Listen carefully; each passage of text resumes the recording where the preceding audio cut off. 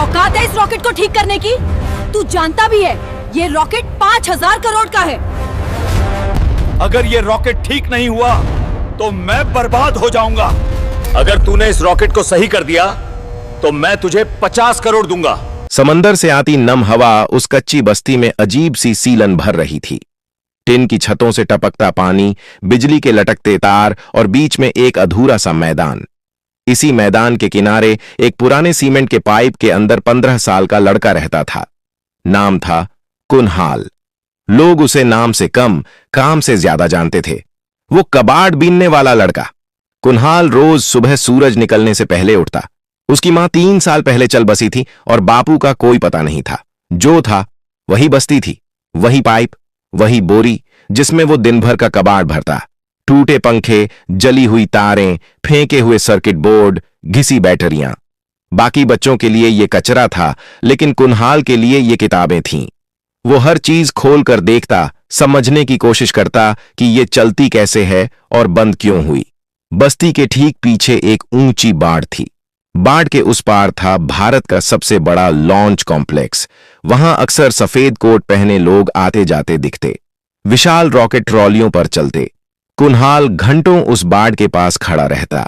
उसे रॉकेट का नाम नहीं पता था, लेकिन वो जानता था कि जब जमीन कांपती है और आसमान गरजता है तब कुछ बहुत बड़ा ऊपर जा रहा होता है।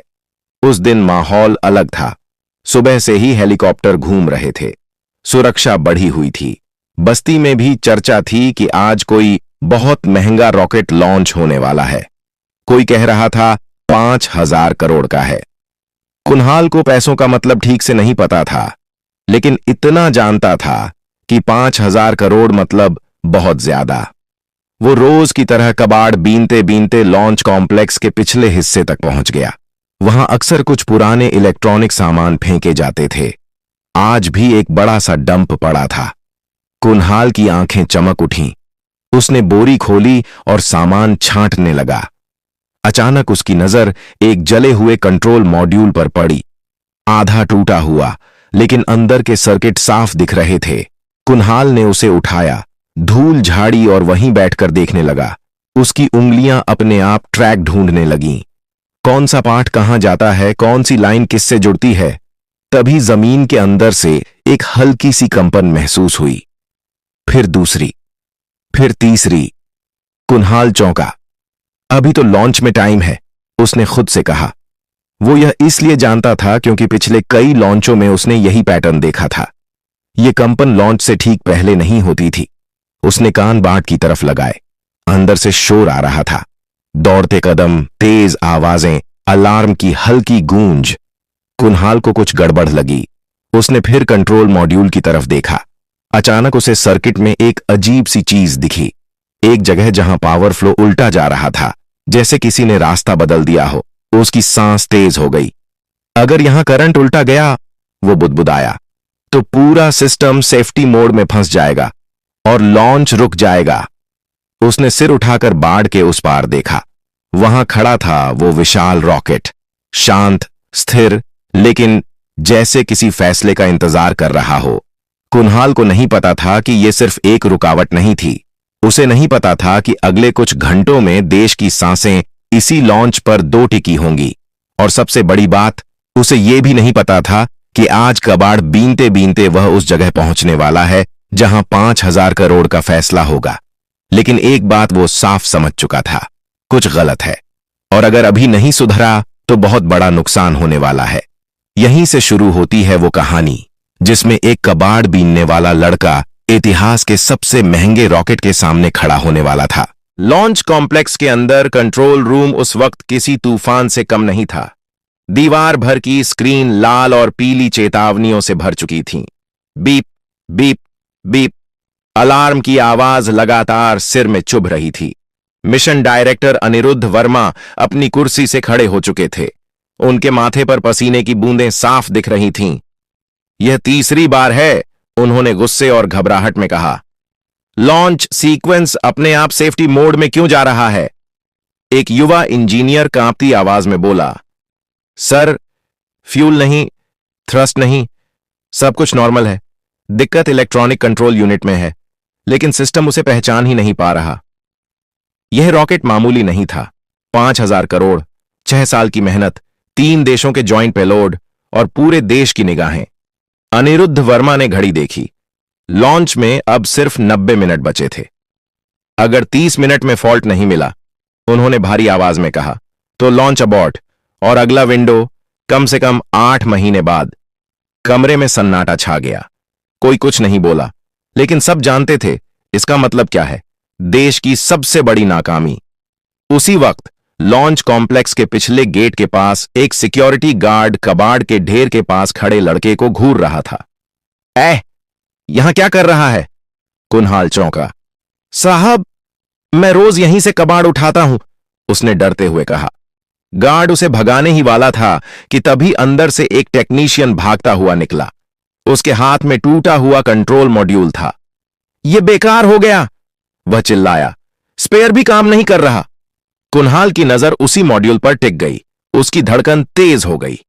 साहब, उसने हिम्मत करके कहा, अगर आप बुरा ना माने तो क्या मैं देख सकता हूं? गार्ड हंस पड़ा। 5,000 करोड़ के रॉकेट को तू देखेगा? लेकिन टेक्नीशियन के चेहरे पर थकान थी, हार थी। उसने झुंझलाकर मॉड्यूल कुनहाल की तरफ बढ़ा दिया। ले देख, वैसे भी कुछ बचा नहीं है। कुनहाल जमीन पर बैठ गया। उसने मॉड्यूल खोला। उसकी उंगलियां कांप नहीं रही थीं। वो ध्यान से हर ट्रैक, हर कनेक्शन देख रहा था। यह फॉल्ट नहीं है, उसने धीमे से कहा, यह डिजाइन का टकराव है। टेक्नीशियन चौंका।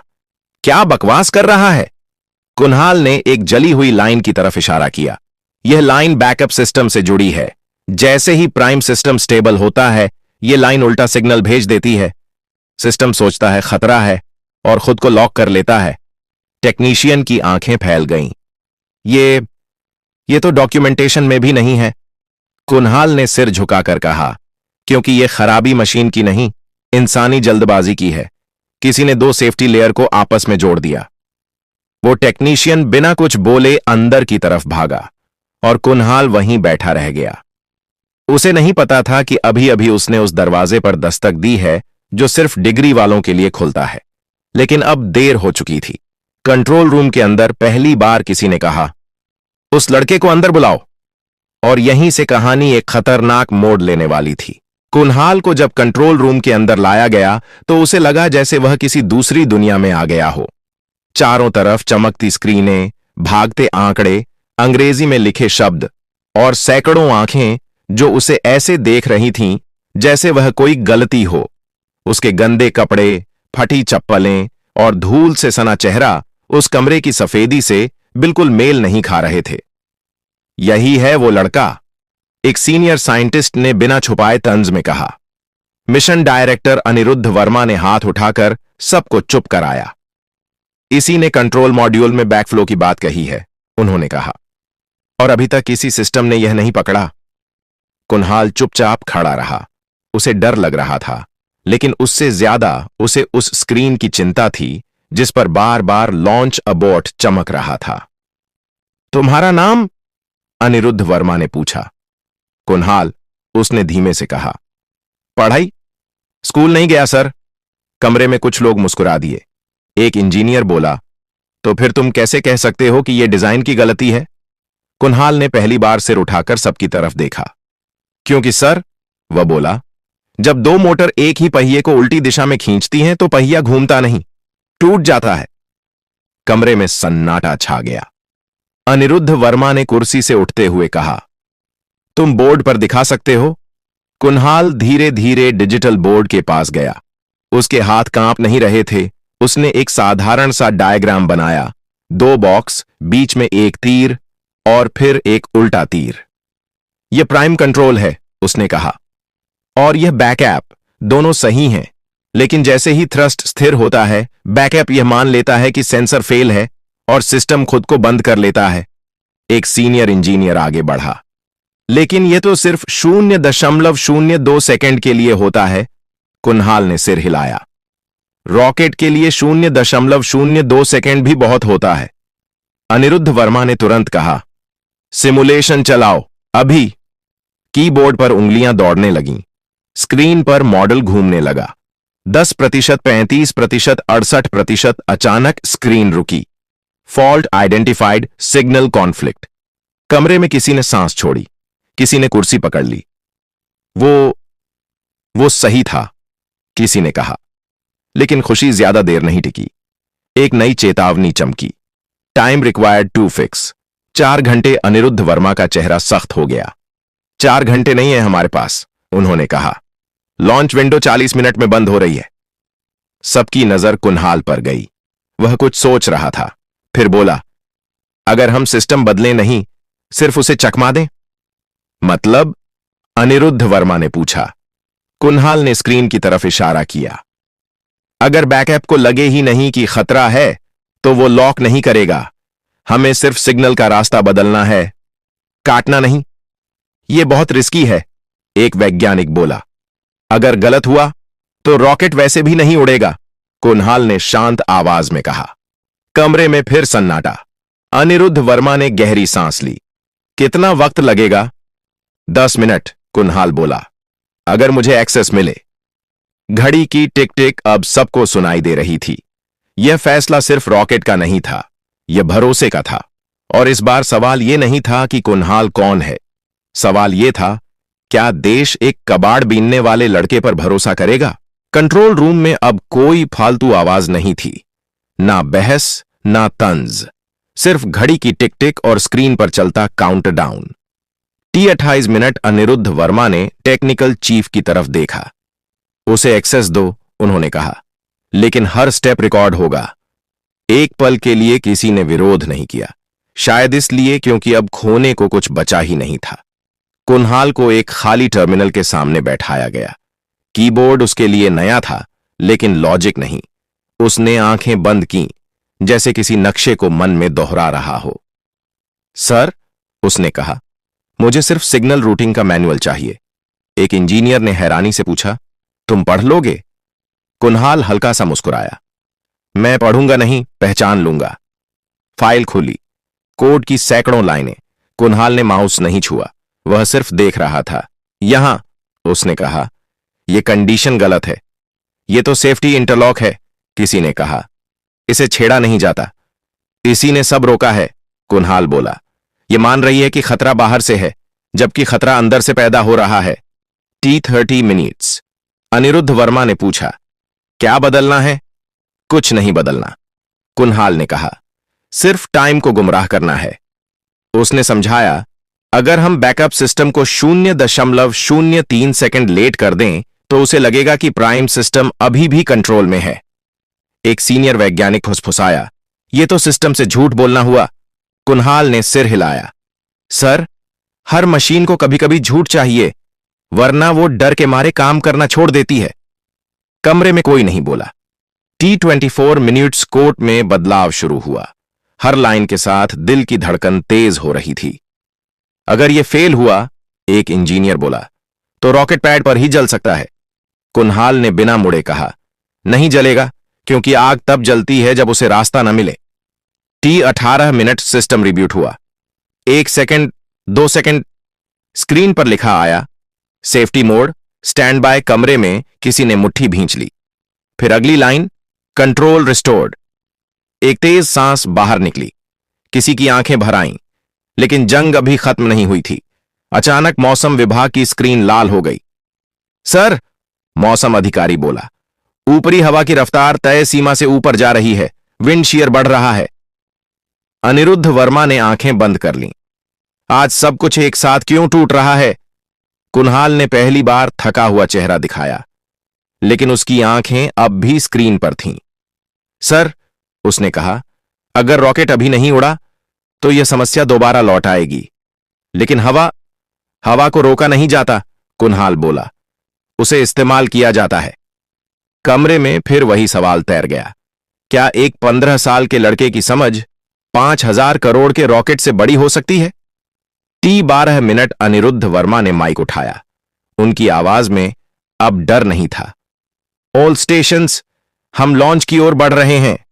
कुन्हाल ने पहली बार गहरी सांस ली, लेकिन बाहर आसमान में कुछ और ही लिखा था।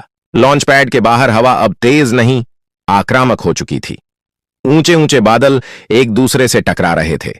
समंदर की सतह पर सफेद झाग दिखने लगे थे। मौसम रडार पर लाल और नारंगी रंग फैल चुके थे। T9 minute, wind shear 65 kilometre प्रति घंटा पार कर गया है।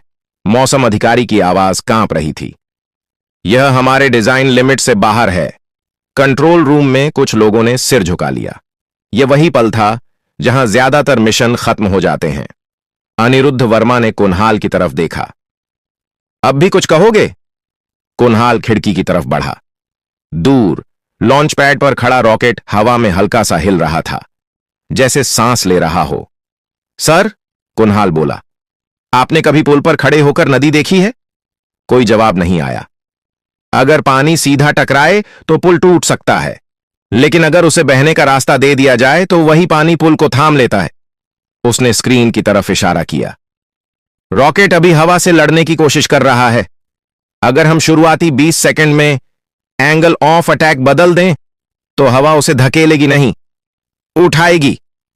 एक सीनियर वैज्ञानिक बोला, यह किताबों में नहीं लिखा। कुन्हाल ने शांत स्वर में कहा, सर, मैंने किताबें नहीं पढ़ी, मैंने पतंगें उड़ाई हैं। T6 minutes. अनिरुद्ध वर्मा ने टेक्निकल टीम की तरफ देखा। कितना बदलना पड़ेगा? 2 डिग्री, कुन्हाल बोला, और पहले 15 सेकंड के लिए थ्रस्ट वेक्टरिंग को हवा के साथ छोड़ देना है। कमरे में एक लंबी चुप्पी छा गई। अगर यह गलत हुआ, किसी ने कहा, तो रॉकेट घूम सकता है। कुन्हाल ने सिर हिलाया। और अगर सही हुआ तो हवा हमारे लिए काम करेगी। T4 minutes. अनिरुद्ध वर्मा ने आंखें बंद की। फिर माइक उठाया। एंगल ऑफ अटैक 2 डिग्री बदला जाएगा। लॉन्च प्रोफाइल अपडेट करो। कमांड पास हुई। स्क्रीन पर नए ग्राफ उभर आए। T2 minutes. कुन्हाल अब बिल्कुल चुप था। उसकी उंगलियां अपनी जेब में किसी अदृश्य पतंग की डोर थामे थीं। T10, 9, 8। लॉन्च पैड से धुआं उठने लगा। 5, 4। हवा एक तेज झोंके में टकराई। रॉकेट हल्का सा झुका। 3, 2, 1। धरती कांपी। आग फूटी। रॉकेट ऊपर उठा। पहले 5 सेकंड में वह हवा से जूझता दिखा। फिर अचानक, जैसे किसी ने सही पकड़ दे दी हो, रॉकेट सीधा होने लगा। हवा उसके पंखों के नीचे से गुजरने लगी। ये स्टेबल हो रहा है, किसी ने चिल्लाकर कहा। मैक्स क्यू पासिंग स्क्रीन हरी होने लगी। कुन्हाल ने आंखें बंद कर लीं।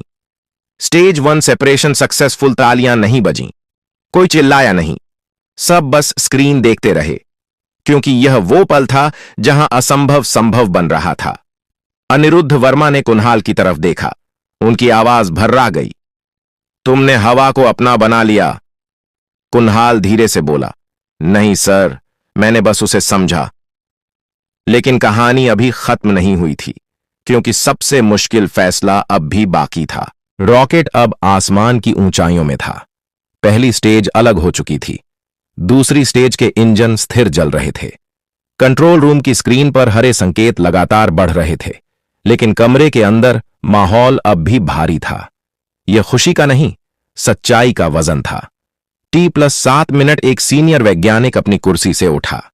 उसकी आवाज में अब गुस्सा नहीं था, बल्कि कुछ और था, शायद शर्म। सर, उसने अनिरुद्ध वर्मा से कहा, अगर यह लड़का ना होता तो हम अभी मलबा गिन रहे होते। किसी ने जवाब नहीं दिया। कुन्हाल को एक कोने में खड़ा कर दिया गया था। कोई उसे बाहर नहीं निकाल रहा था, लेकिन कोई उसे बुला भी नहीं रहा था। वह स्क्रीन देख रहा था, जैसे यह पक्का करना चाहता हो कि रॉकेट सच में सुरक्षित है। ऑन ऑर्बिट इंजेक्शन की तैयारी। फ्लाइट कंट्रोल से आवाज आई। यहीं पर सबसे नाजुक हिस्सा था। अगर यहां गणना चूकी तो रॉकेट या तो हमेशा के लिए भटक जाता या पृथ्वी की कक्षा में जल जाता। एक युवा इंजीनियर ने धीरे से कहा, सर, फ्यूल कंजम्पशन अनुमान से थोड़ा ज्यादा है। अनिरुद्ध वर्मा चौकन्ने हो गए। कितना? 0.6%। जवाब आया। कमरा फिर से सतर्क हो गया। छोटी गलती, बड़ा अंजाम। कुन्हाल ने बिना किसी से पूछे कहा, सर, यह गलती नहीं है। सबकी नजरें उसकी तरफ घूम गईं। तुम फिर? एक आवाज में झुंझलाहट थी। कुन्हाल शांत रहा। जब हवा ने रॉकेट को उठाया तो इंजन ने कम नहीं, ज्यादा काम किया। अब सिस्टम उसी हिसाब से संतुलन ढूंढ रहा है। अनिरुद्ध वर्मा ने तुरंत पूछा, तो समाधान? कुछ मत बदलिए, कुन्हाल बोला। अगर आपने अब ठीक करने की कोशिश की तो असंतुलन पैदा होगा। यह सुनकर कई लोग असहज हो गए। इंजीनियरों को सिखाया जाता है कुछ भी अनदेखा मत छोड़ो, लेकिन यहां नियम बदल चुके थे। T+11 मिनट ऑर्बिट इंजेक्शन शुरू हुआ। सबकी सांसें थम गईं। सेकंड बीतते गए। स्क्रीन पर एक गोल रेखा बनी, फिर शब्द उभरे, payload successfully inserted into orbit. कुछ पल तक कोई नहीं बोला, फिर एक कुर्सी खिसकी, फिर दूसरी। धीरे धीरे पूरा कंट्रोल रूम खड़ा हो गया।